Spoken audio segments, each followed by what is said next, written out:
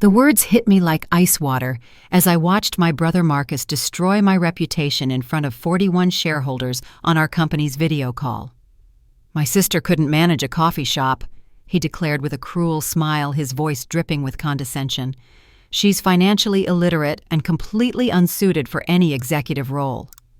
I sat frozen in my home office watching the faces of our investors as Marcus systematically dismantled everything I had worked for at TechFlow Solutions. Just as humiliation began to overwhelm me, our corporate lawyer cleared his throat and announced something that made my heart race. "The majority shareholder has called for an emergency vote." I stared at the screen in disbelief as the mysterious majority shareholder's camera activated, revealing the composed face of Eleanor Hartwell, my father's former business partner. She had remained silent during board meetings for the past 5 years, but now her presence commanded immediate attention from everyone on the call. "Thank you all for joining this emergency session," Eleanor said calmly. "I believe we need to discuss some urgent matters regarding TechFlow's leadership before proceeding with any executive decisions." Marcus's confidence visibly wavered. "Eleanor, I appreciate your concern, but this isn't the appropriate time to—" "Actually, Marcus, this is precisely the appropriate time," she interrupted firmly. "I'm requesting a private meeting with all key stakeholders before we continue. This meeting is adjourned until tomorrow at 2 o'clock. As the call ended, my mind raced back to how TechFlow Solutions began. 5 years ago, after our father Robert's sudden fatal heart attack, Marcus and I had transformed our grief into determination. We converted Dad's garage workshop into our headquarters, surrounded by his old engineering books and the scent of motor oil that reminded us of weekend projects we'd built together. I had designed the revolutionary artificial intelligence algorithm that became TechFlow's core product, spending countless nights debugging code while Marcus handled client presentations and marketing. He possessed natural charisma that opened doors I couldn't access alone, while my technical expertise created the innovations that kept those doors open. We seemed like perfect complements, building something meaningful from our shared loss. Within 2 years, our software had transformed from a simple business management tool into something that could predict market trends and optimize operations for companies across dozens of industries. The success felt surreal, watching our bank account grow from hundreds to millions while we remained in the same garage where Dad had taught us to fix lawnmower engines. But success changed Marcus in ways I hadn't fully recognized until now. He began attending expensive networking events, purchased a mansion in Greenwich, Connecticut, and married Sarah Wellington, whose family owned a chain of luxury hotels. Meanwhile, I continued living in our modest family home, reinvesting my earnings into research and development. My phone buzzed with a text from Eleanor. "Meet me at Murphy's Diner on Route 9 tomorrow at 10 a.m. Come alone. We need to discuss your brother's recent business decisions." The next morning, Eleanor sat across from me in a corner booth, her silver hair pulled back professionally, and her eyes sharp with intelligence that reminded me of my father's analytical nature. She slid a manila folder across the scarred Formica table. "Your brother has been making some concerning financial choices," she began quietly. "I've been monitoring the company's accounts as majority shareholder, and there are irregularities that require immediate attention." Inside the folder were bank statements showing loans against company assets totaling over $2 million. The borrower was Marcus personally, not TechFlow Solutions. Each document bore his signature and listed various creditors I didn't recognize. "Marcus has developed a serious gambling problem," Eleanor explained. "He's been frequenting high-stakes poker games in Atlantic City and online betting sites. Additionally, his wife Sarah's spending habits have created significant personal debt. The mortgage on their Connecticut property alone exceeds their household income by 60%. My stomach dropped as I processed this information. How long has this been going on? "At least 18 months. Several employees have approached me privately about Marcus's behavior during important meetings. He's been absent, frequently delegates crucial presentations to others, and has made inappropriate comments to female staff members. Jennifer Walsh in finance has been covering for him, but she's reaching her breaking point." Eleanor opened another section of the folder, revealing printed emails between Marcus and various creditors.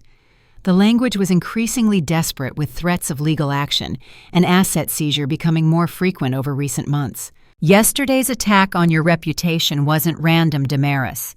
Marcus knows his financial situation is becoming untenable, and he's attempting to consolidate power before anyone discovers the extent of his problems.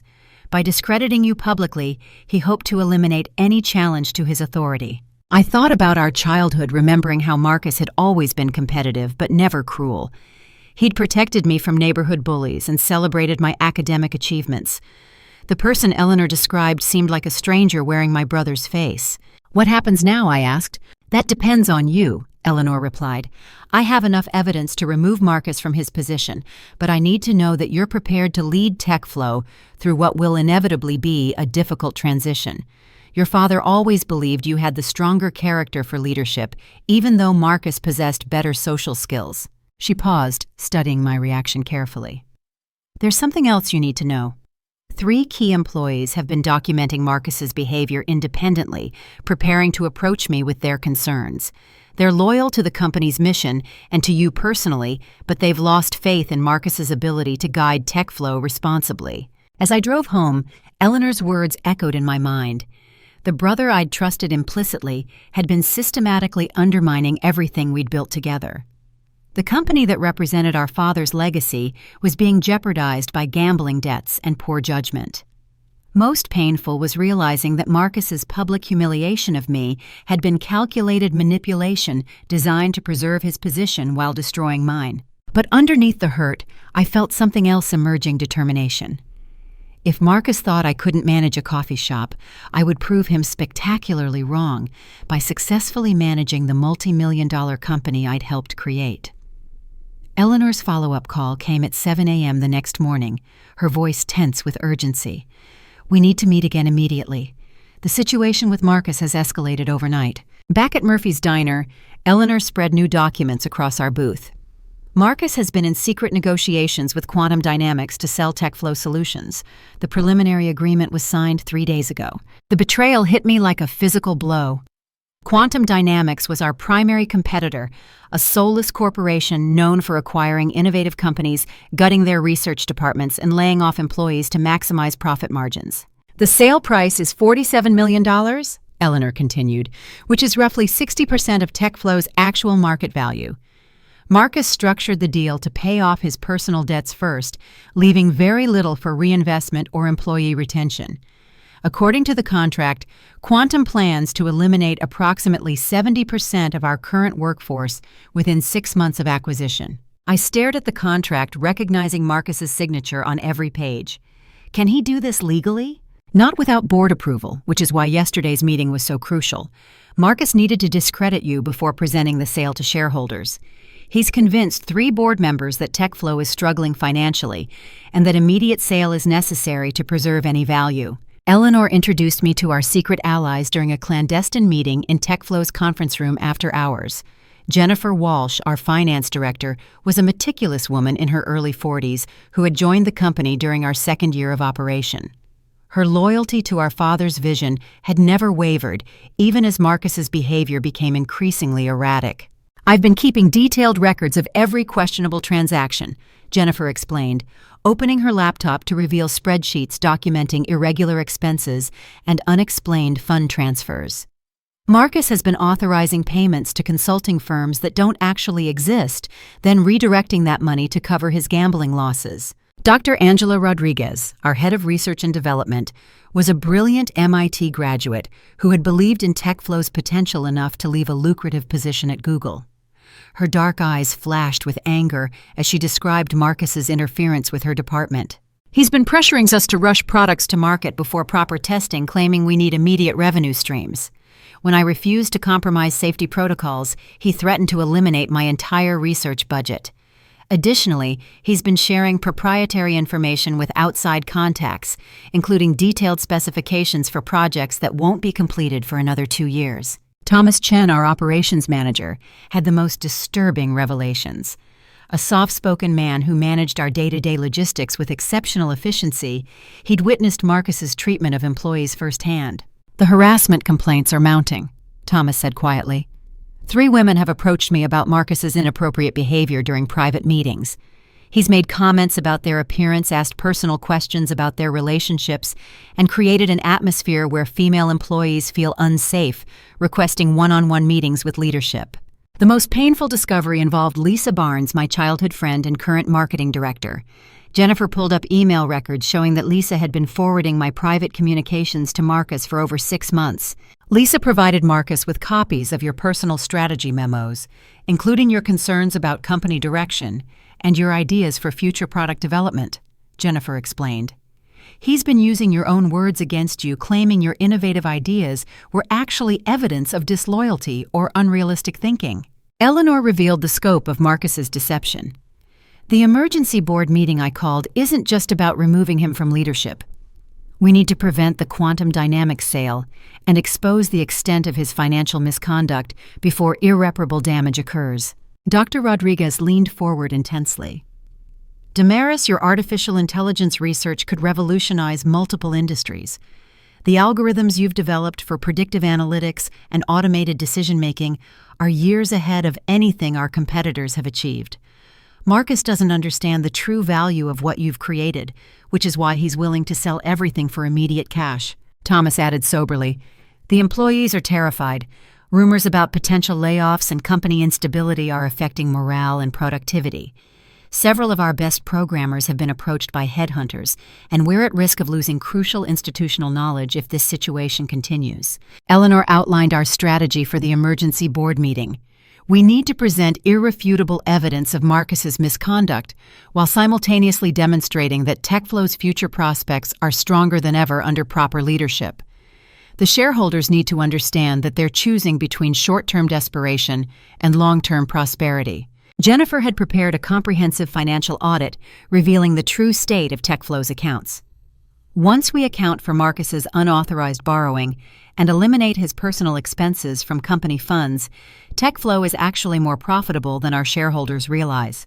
The temporary cash flow issues are entirely due to Marcus's gambling debts, not fundamental business problems. As our meeting concluded, I realized the magnitude of responsibility settling on my shoulders.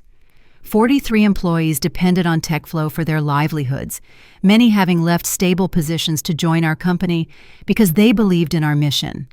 Their families, their mortgages, their children's education funds were all connected to decisions I would make in the coming days. Lisa's betrayal stung particularly deeply. We had grown up on the same street, shared secrets during sleepovers, and celebrated each other's achievements throughout college.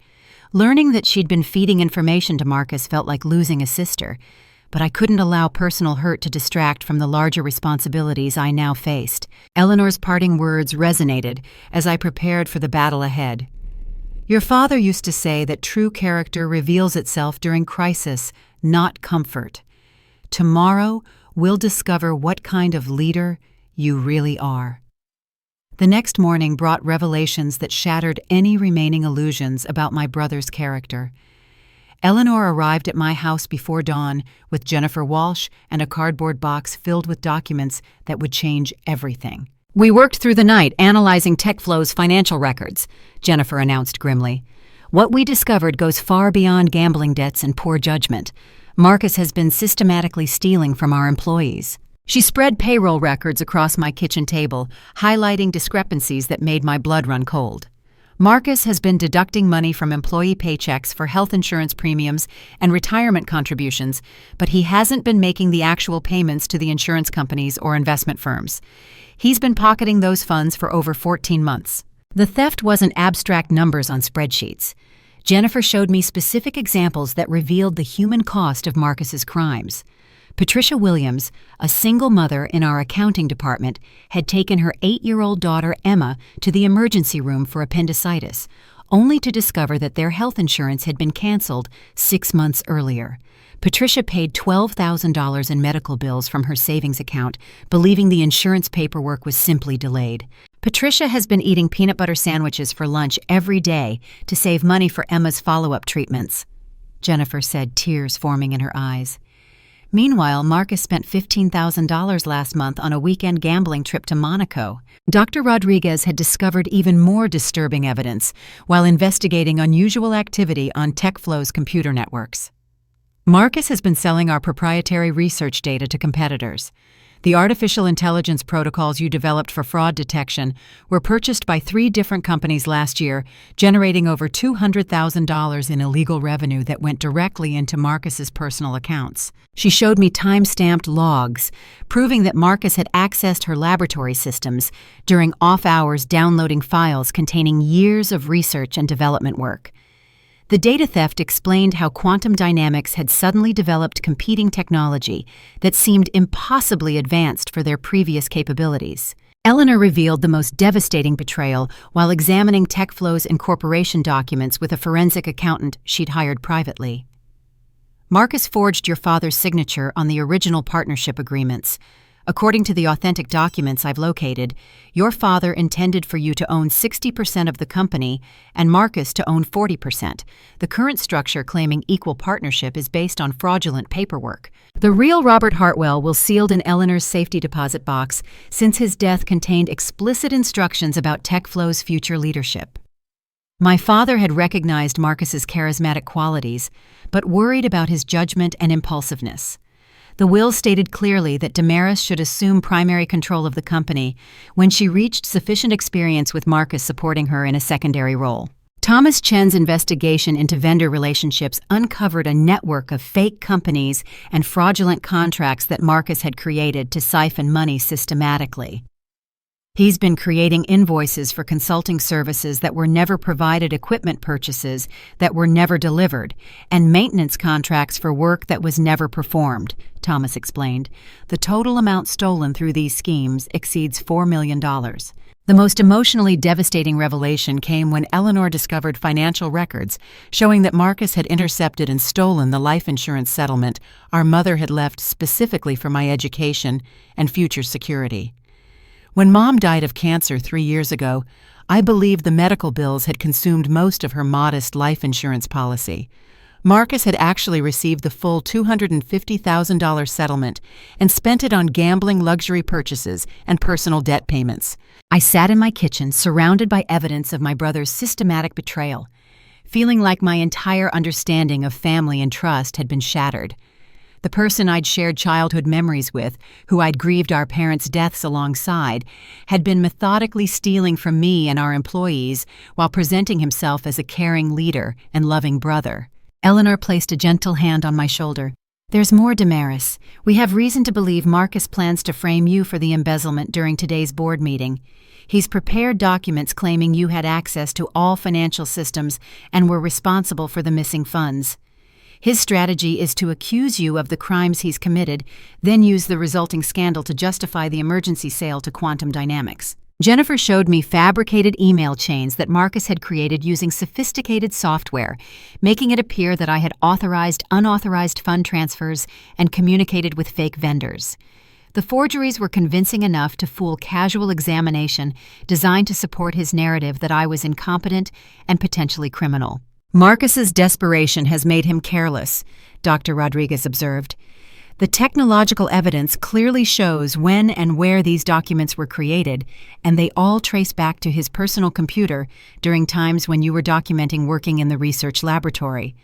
We can prove conclusively that the forgeries are his work. Thomas revealed that several employees had approached him independently with concerns about Marcus's increasingly erratic behavior.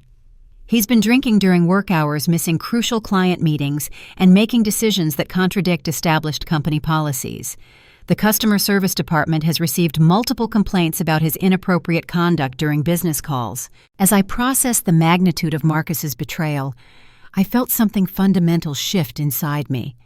The pain of family betrayal would always remain, but it was being replaced by fierce determination to protect the people who depended on TechFlow for their livelihoods and to honor the vision our father had sacrificed so much to create. Eleanor outlined the evidence we would present during the emergency board meeting. We have financial records, technological proof, witness testimony, and documentation spanning nearly 2 years of systematic theft and fraud. The shareholders will have no choice but to remove Marcus immediately and potentially pursue criminal charges. The morning of the board meeting, I stood in my father's old workshop surrounded by tools he'd used to build furniture and repair household items. His philosophy had been simple: fix what's broken, build what's needed, and always leave things better than you found them. Today, I would apply those principles to the company that bore his legacy and the employees who trusted us with their futures. The transformation from victim to fighter began when Eleanor helped me channel my emotional devastation into strategic focus. We spent the hours before the board meeting preparing a presentation that would systematically dismantle Marcus's credibility while demonstrating TechFlow's true potential under ethical leadership. Dr. Rodriguez provided the technical evidence that would prove my intellectual property ownership beyond any doubt. Your coding style is like a fingerprint damaris.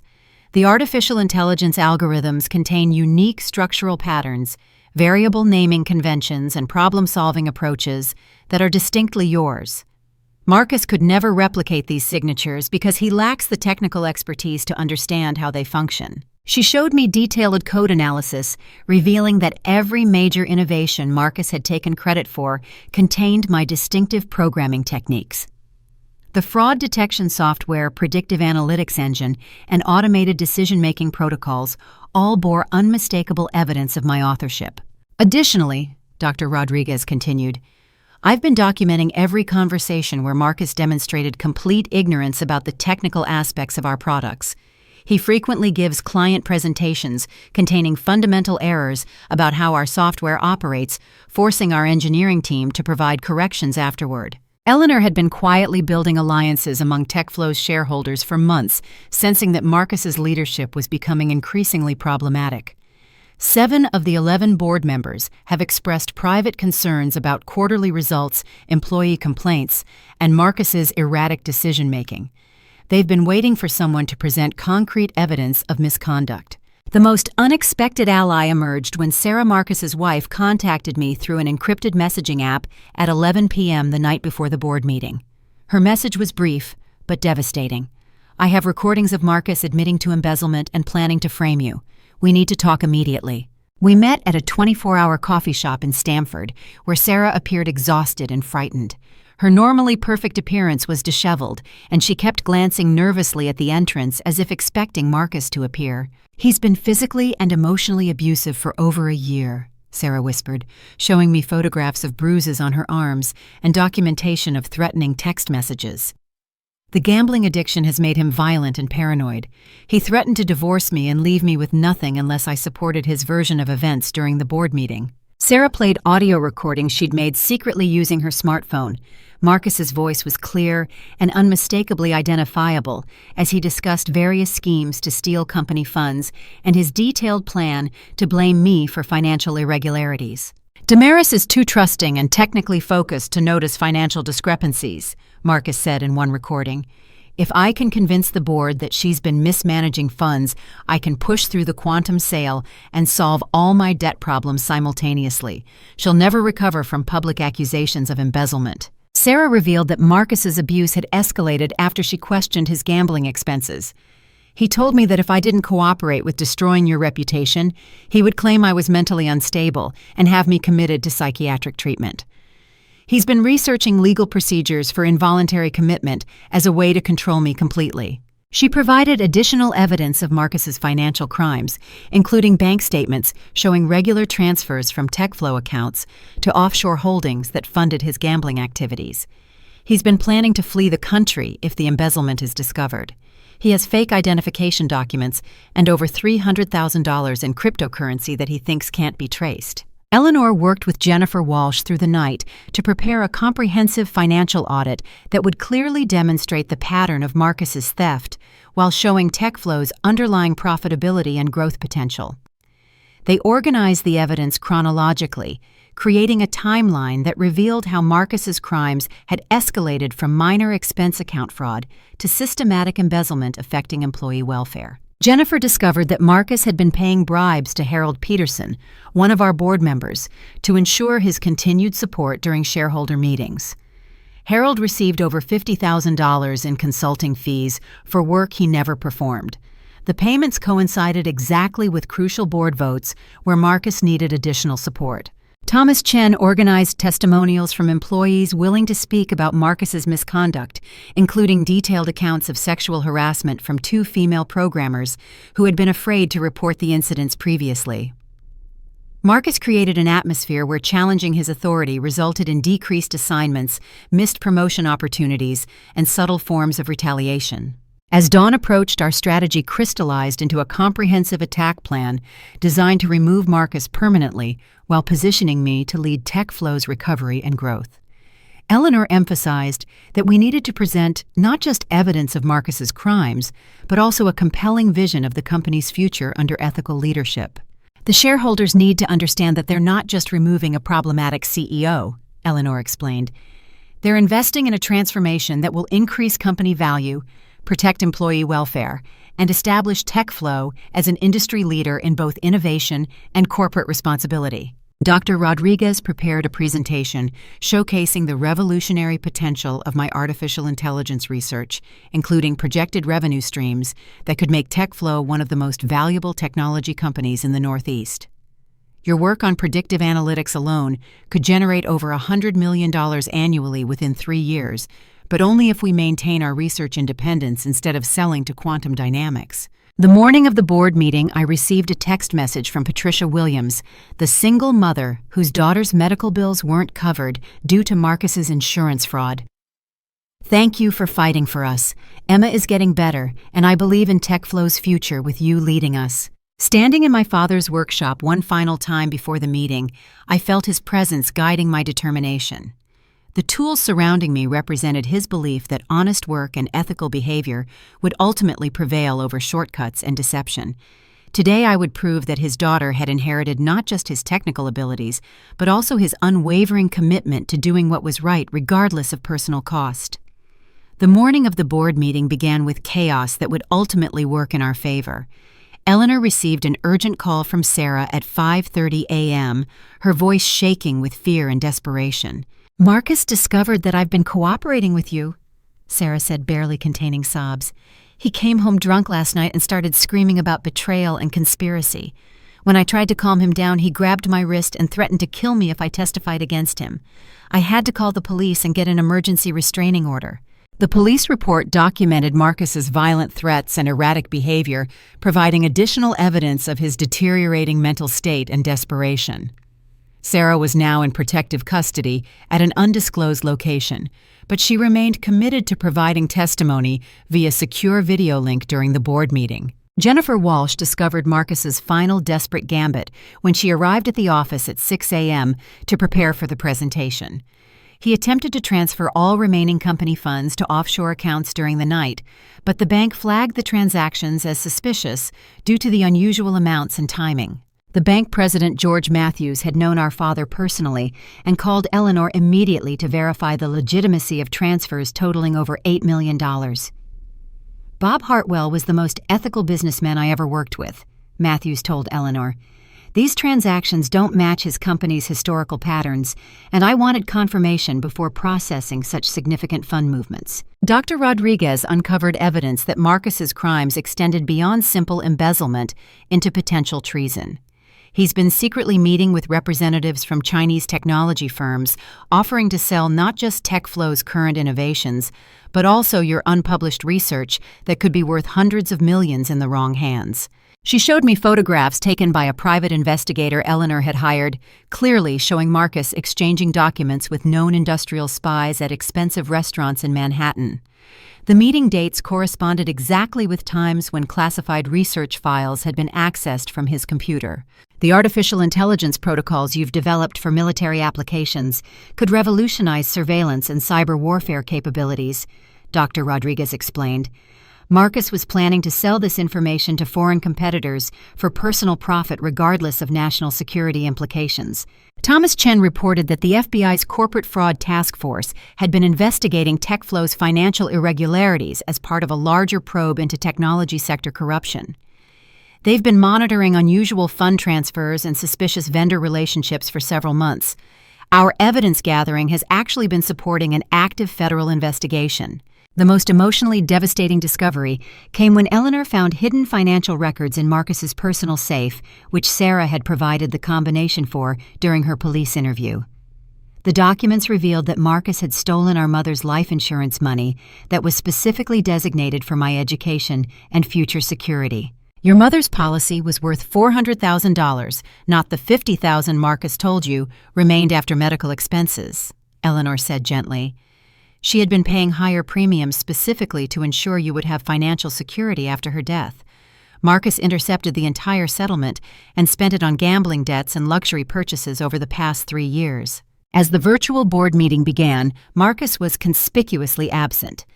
Eleanor received word that he had been arrested by federal authorities at Teterboro Airport while attempting to board a private jet to Dubai, a country with no extradition treaty with the United States. The arrest was based on charges of embezzlement, wire fraud, and attempted theft of trade secrets, the FBI agent informed Eleanor during a conference call. Your evidence package was crucial to our investigation, and we anticipate additional charges related to industrial espionage and international money laundering.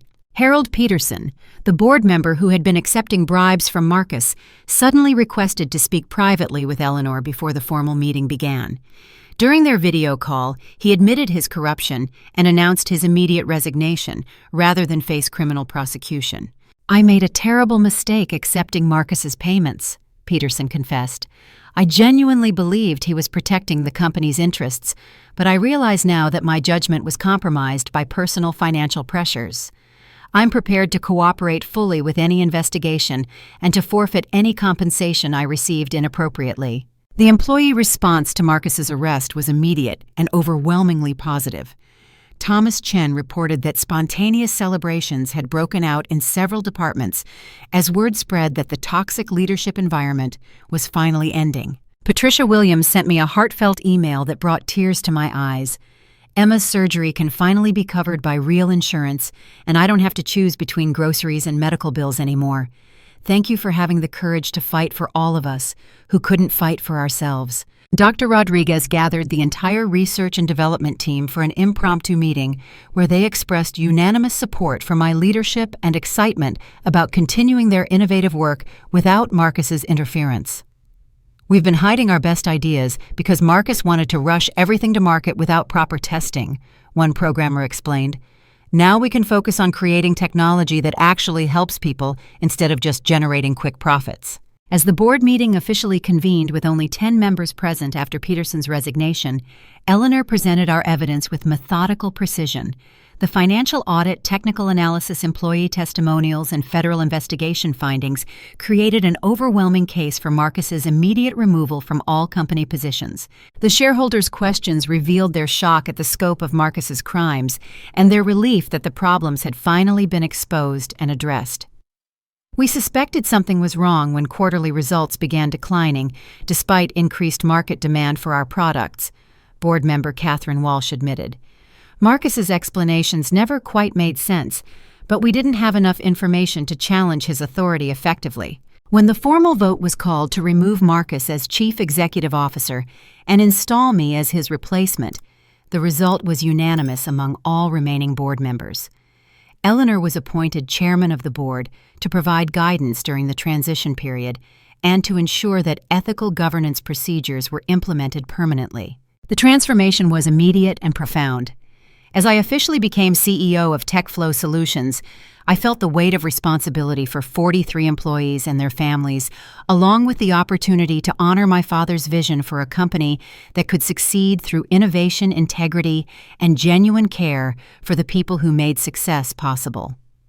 The board meeting continued with Eleanor presenting evidence that would reshape everyone's understanding of TechFlow's true potential and my role in creating it.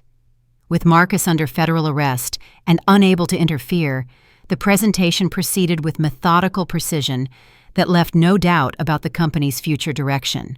Dr. Rodriguez took center stage to reveal the revolutionary nature of my artificial intelligence research, which had been deliberately understated to prevent Marcus from selling it prematurely.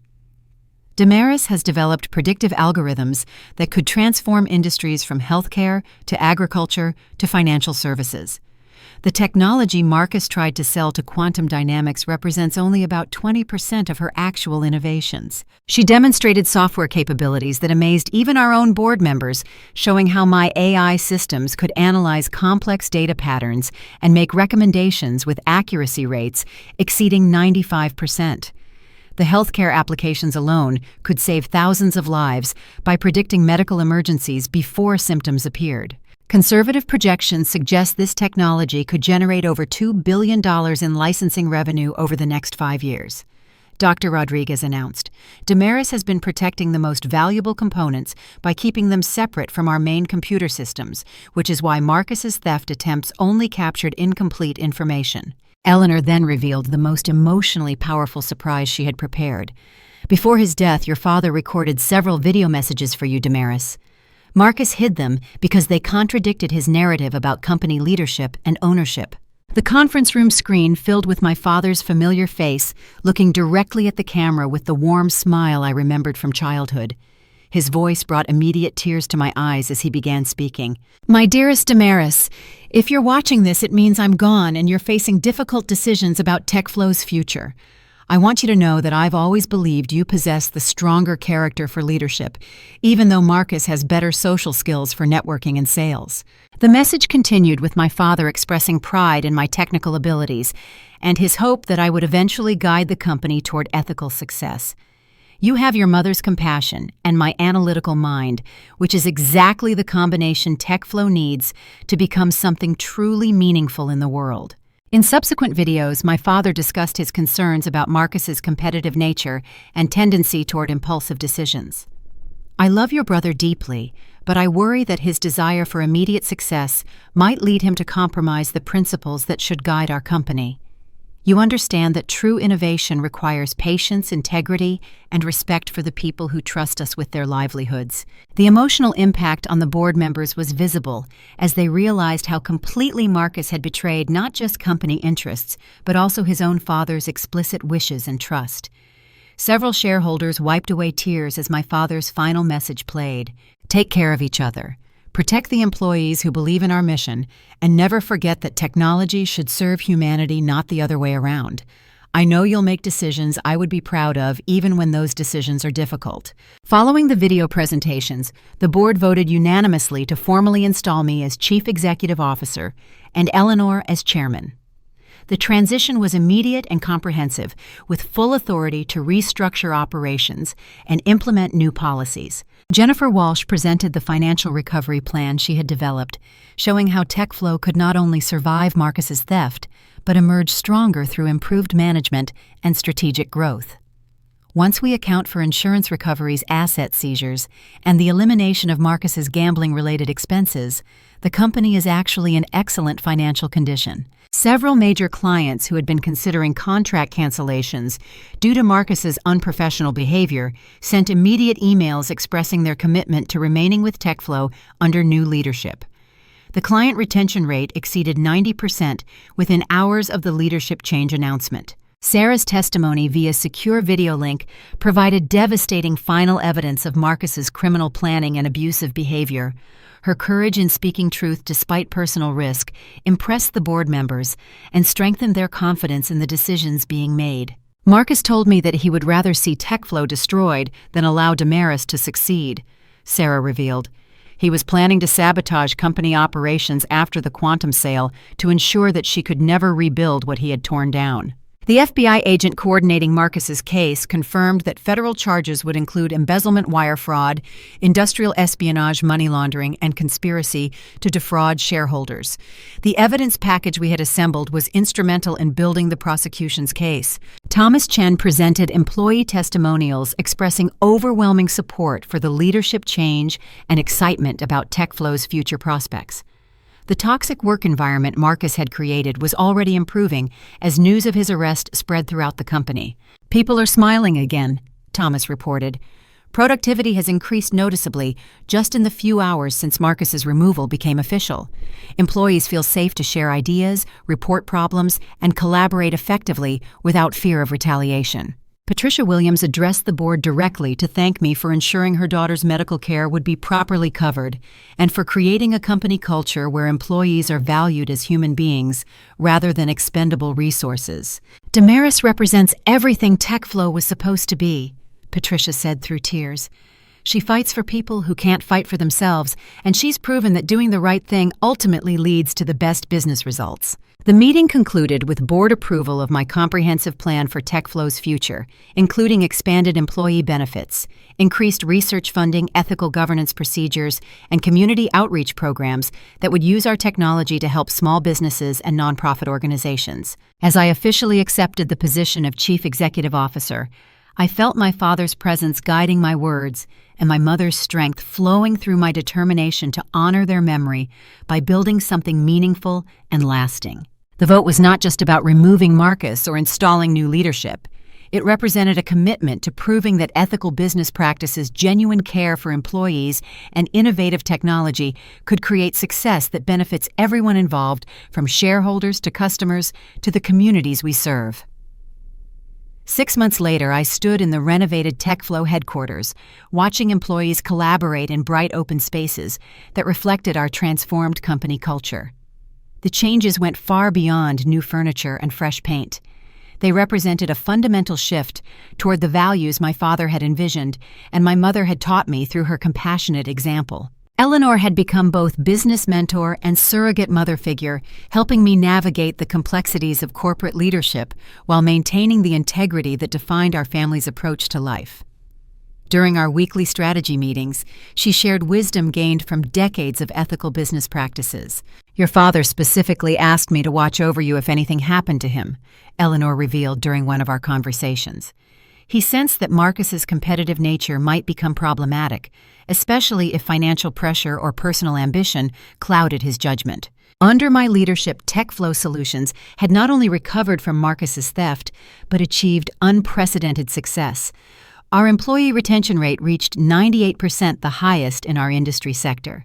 The artificial intelligence technology I developed was generating revenue streams that exceeded our most optimistic projections. Dr. Rodriguez, now Chief Technology Officer, had helped me transform the AI protocols into a revolutionary system that genuinely helped small businesses optimize their operations.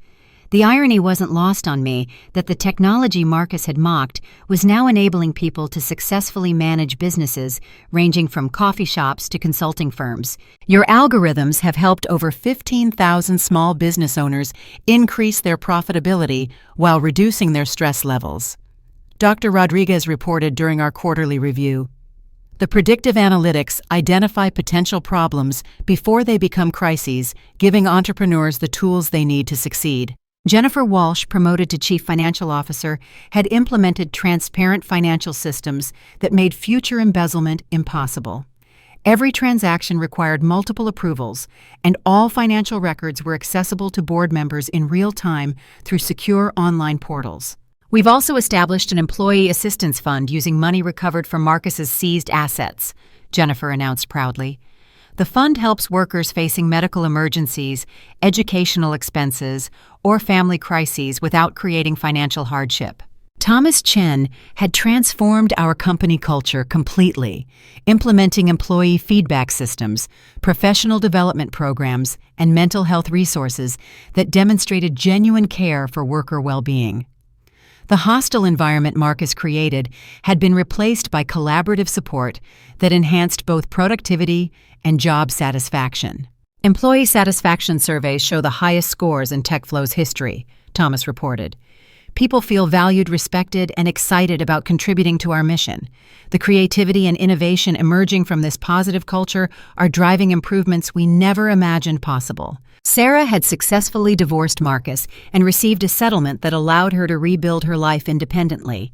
She used her experience to become an advocate for other women in abusive relationships, establishing a nonprofit organization that provided legal assistance and emotional support. Marcus's arrest gave me the courage to escape a situation that was destroying my self-worth and threatening my safety.